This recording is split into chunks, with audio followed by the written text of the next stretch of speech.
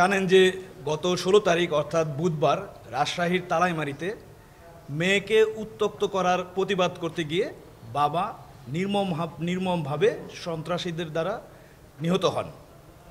পরবর্তীতে কনসার্ন থানায় মামলা হয় এবং এলাকাতে ব্যাপক আলোড়ন তৈরি হয় এবং লাশ নিয়ে মানববন্ধন করা হয়। পরবর্তীতে আমাদের র্যাব 5-এর একাধিক টিম অভিযানে নেমে পড়ে এই অপরাধীদেরকে গ্রেপ্তার করার জন্য এবং প্রধান আসামি অর্থাৎ 1 নম্বর আসামি এবং 3 নম্বর আসামি খুব অভিনব কায়দায় তারা পালিয়ে যায়। তারা তাদের কোনো আত্মীয় অথবা বন্ধুদের সহায়তা না নিয়ে তাদের পরিচিত একজন ভ্যান চালকের সহায়তা নিয়ে নওগাঁতে চলে যায় এবং এই ভ্যান চালক অপরাধীদেরকে তার বাড়িতে রাখে না, তার বাড়ির পাশেই পরিত্যক্ত একটি বাড়িতে লুকিয়ে রাখে। তো আমাদের একাধিক টিম ঘটনার দিন থেকে শুরু করে কন্টিনিউ তাদেরকে চেস করতে থাকে এবং পরবর্তীতে সেই পরিত্যক্ত বাড়ি থেকে আমরা তাদেরকে গ্রেফতার করতে সক্ষম হই। এই মামলার অন্যান্য আসামি যারা আছে তাদেরকে গ্রেফতারের প্রক্রিয়া চলমান রয়েছে। আমরা আশা করছি ইনশাল্লাহ অন্যান্য অপরাধীদেরকেও আমরা গ্রেফতার করতে সম্ভব হবে। জেলাতে বিগত কয়েক মাসে যে কয়টি হত্যাকাণ্ড সংঘটিত হয়েছে এর অধিকাংশ অপরাধীদেরকে আমরা বিচারের আওতায় আনতে সক্ষম হয়েছে। কিছুদিন আগে একটা নৃশংস হত্যাকাণ্ড হয়, আপনারা নিশ্চয়ই দেখেছেন, যে ডেড বডি মাথাসহ বিচ্ছিন্ন করে ফেলা হয় এবং এলাকায় অত্যন্ত আলোড়ন সৃষ্টি হয়। আমরা কিন্তু তাদেরকেও আইনের আওতায় নিয়ে আসতে সক্ষম হয়েছি। তো আমরা অত্যন্ত তৎপর।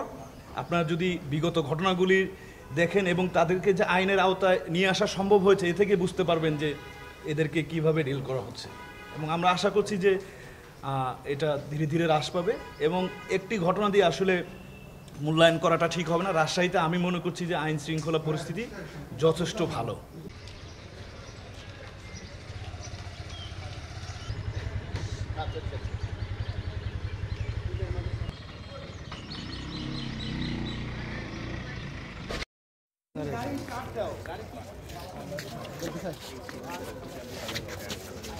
Long, mate.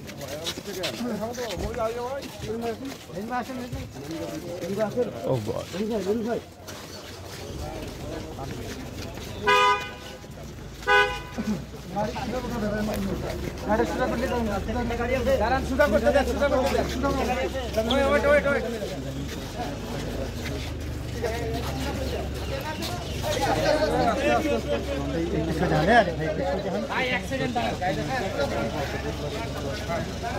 একটু পিছানে আর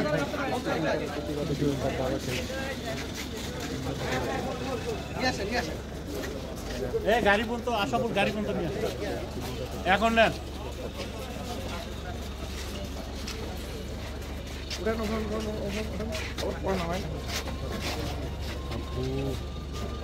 তোমরা উঠে যাও।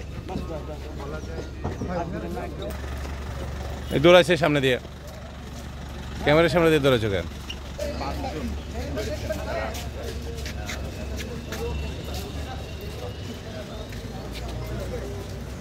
ভিডিওটি ভালো লাগলে পরবর্তী ভিডিও নোটিফিকেশন পেতে চ্যানেলটি সাবস্ক্রাইব করে পাশে থাকা বেল বাটনটি অন করে রাখুন।